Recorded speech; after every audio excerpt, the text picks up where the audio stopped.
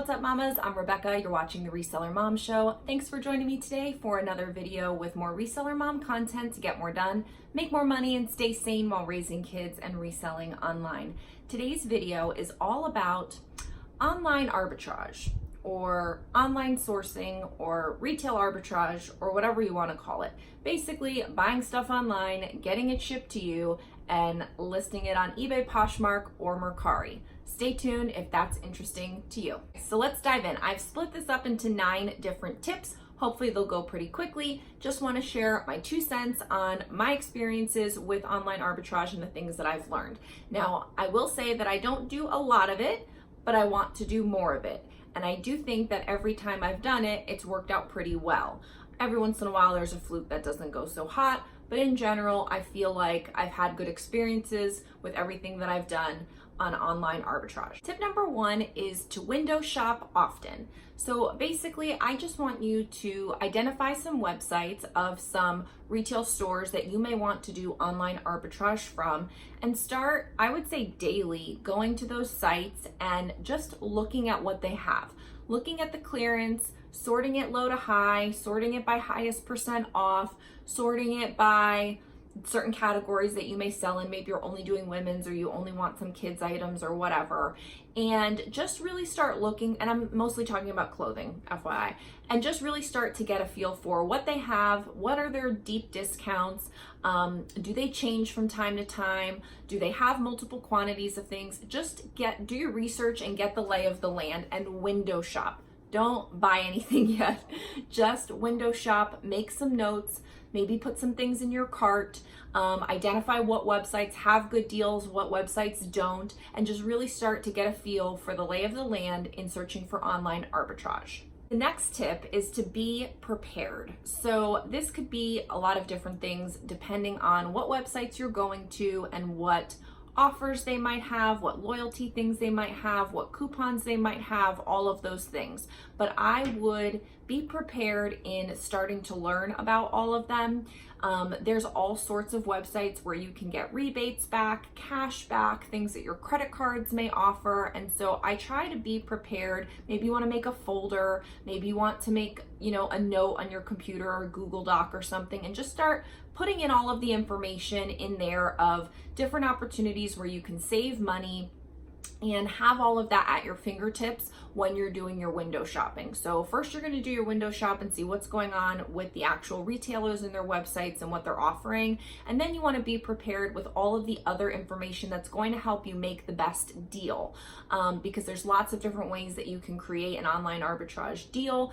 And it's really good for you to just have all of that information prepared and ready for you. Third tip is to be an insider. So if there is an online newsletter, an email list, a mailing list that you can get on, different websites that you can go to where you can get the information about deals, there's lots of different things. And honestly, I'm doing this video as a reminder to myself to be doing all of these things. So maybe I'll do a follow-up later on where I actually share all of the specifics, but these are the things that I'm basically doing this to tell myself to do. So, and I'll explain why in a second, but basically being an insider, sign up for all the email lists. Maybe you want to make a separate email address for yourself if you haven't already, that is just for retail arbitrage. So that way you're getting, 5 million emails from Kohl's or 5 million emails from JCPenney or wherever you might be doing your online arbitrage. And so that way you can be seeing what the deals are, seeing how often they send things out, what kind of deals they're offering. Is it something that you get in the mail? Is it something that you get in email? Just try to get the inside track on anything you can as far as savings go to help you put together the best deals. The 4th tip is to stack, stack, stack. Now, I used to be an extreme couponer, so I know a thing or two about stacking. If this world is completely new to you and you're not a couponer, then basically stacking means to identify all the possible deals that are out there, all the possible offers, and stacking them on top of each other to create the most attractive deal for you and the cheapest way to buy the product. So let's say a store is having a BOGO sale and you also have a $10 off 50 coupon. You could stack it, and again, you have to see what the coupon says, what the offer is, what the sale is, but you could stack the BOGO sale with a $10 off 50 coupon, with, let's say you're doing it at Kohl's, with maybe you're getting Kohl's cash back, plus you've saved up your points from their Yes to You rewards card, and so you have those that you can use,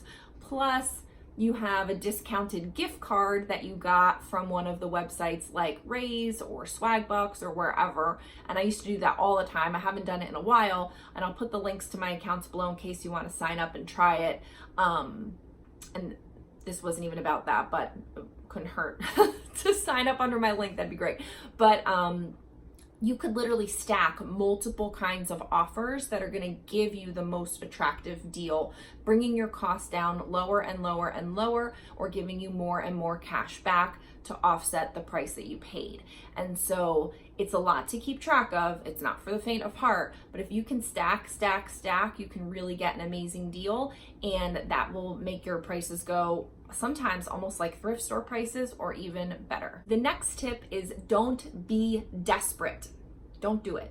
Don't online arbitrage when you have nothing to list. Don't online arbitrage when you're feeling down in the dumps about something. Don't online arbitrage. Like, just don't do it when it's not a good mood, when you can have self-restraint and you can just window shop if the deals are not good enough. And I sometimes have trouble with this because sometimes I'm just wanting to get it done and I want to make the use of my time, that if I spent all this time researching a deal and looking up clearance and looking up comps and doing all this stuff, and then I don't end up buying anything, I feel like I wasted my time. But really, if you feel desperate for inventory, it's not the best time to do online arbitrage, because sometimes the prices can be higher than a thrift store price. Sometimes not, but sometimes yes. And sometimes the margins are lower than thrift store situations. And so you may not get the best deal for yourself if you're buying things that really you shouldn't, but you feel desperate for inventory and you just want something to show up at your door so that you can list it. It's not the best time to go shopping online. Next tip is to look for items that you can get multiples of. If you followed me for any amount of time, you know I love a good multiple quantity listing. It just simplifies your work process. It makes the listing process even more and more efficient because you can sell it again and again.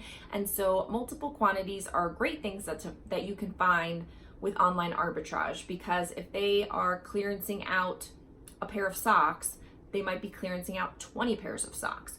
If they're clearancing out a top, they may have 2 medium, 2 small, and 5 extra large, and you can buy them all, or whatever it is. So be on the lookout for things that you can do multiple sizes of, multiple quantities of.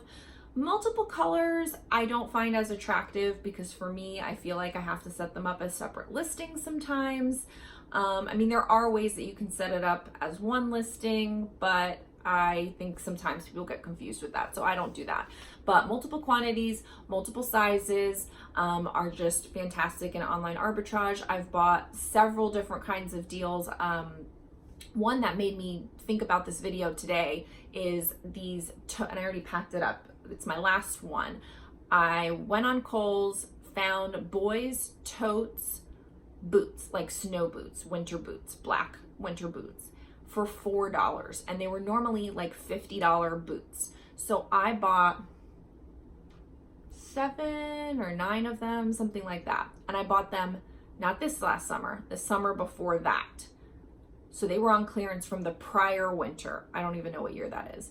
And so I bought them in the summer. They were clearance from winter, of course. They did not start selling until the winter, but they sold, and then I only ended up with 1 left, and I just sold it today. So that would have been the second winter that I had it listed, and it sold today. So that deal was gone, but I made tons of money. I sold them all for about 20 to 25, and I think one for even $29, and I was only $4 into it, had free shipping, didn't pay tax. It was fantastic. It was a great deal. It's like it's better than thrift store pricing, because Goodwill asks crazy amount of money for shoes, which is why I don't really do a lot of shoes. But I was looking for Geo, and then I happened to see them. I got 1 pair for Geo, and then the rest I sold, and it was awesome. So if you can get multiple quantities, you know, that's wonderful. And I've done lots of different deals that way.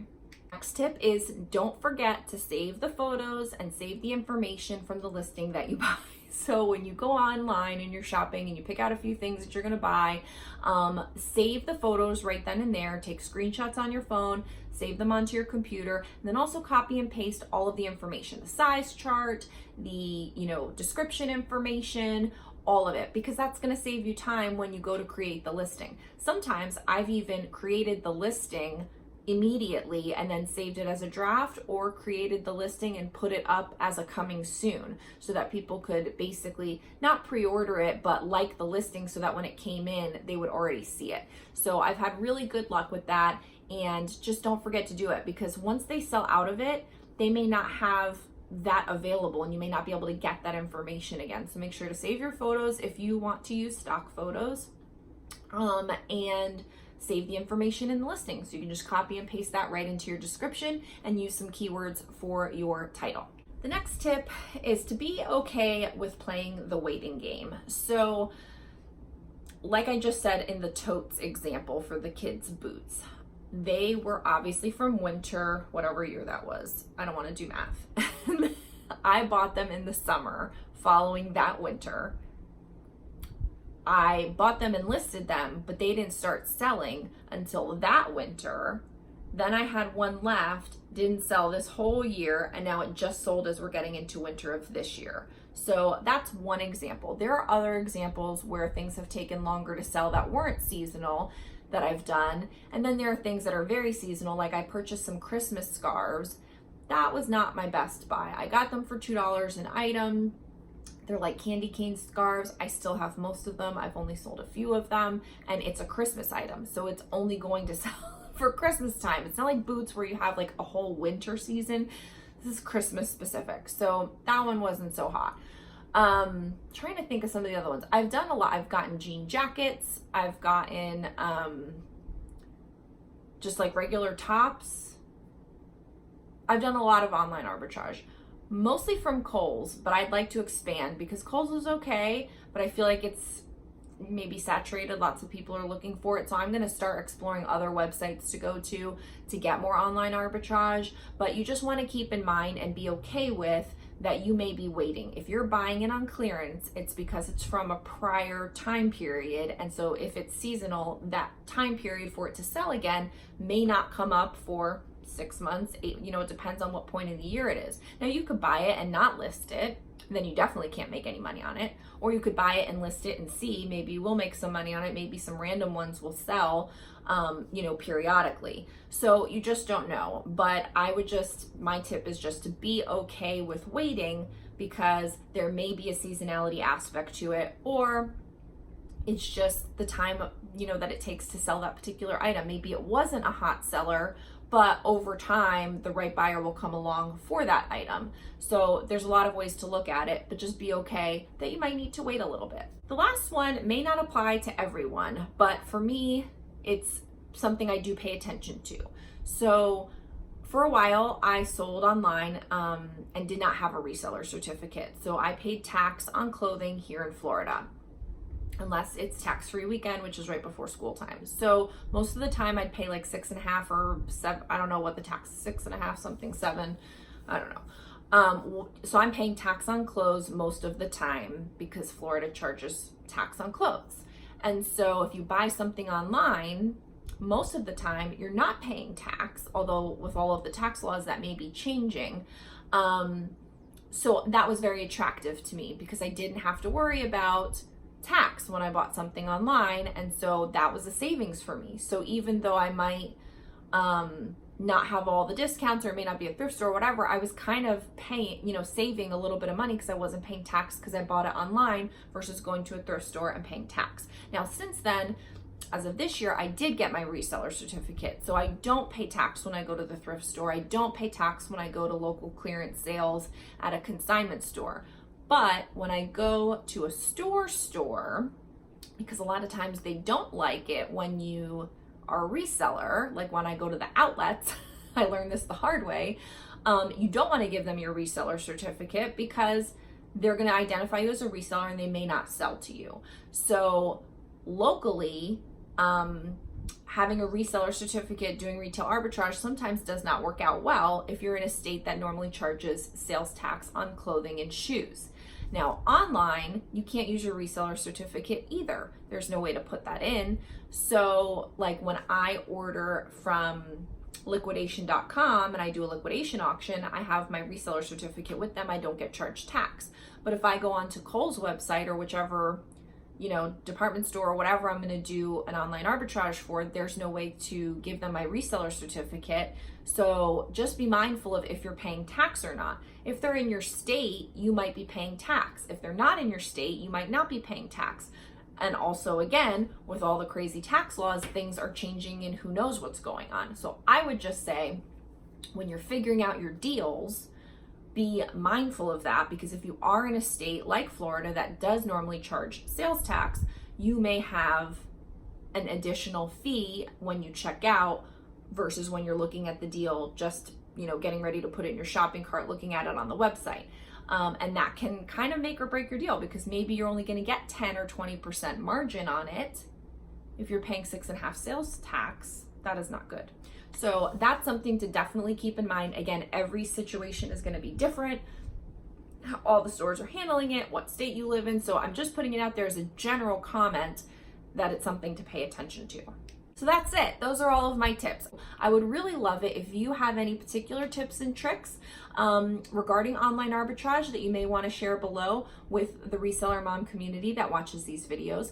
Also, if you have a specific question, leave it in the comments below, because probably over time I'll do a follow-up video to this and I can keep track of your questions, do a Q&A. Maybe I'll do some specific deals online, do a screen share or something. So let me know what you want to see. Let me know what questions you have, and let me know what tips and tricks you have, all regarding online arbitrage. Thanks so much for watching. Be sure to like this video, comment below, and subscribe on your way out for more Reseller Mom content to get more done, make more money, and stay sane while raising kids and reselling online. Bye.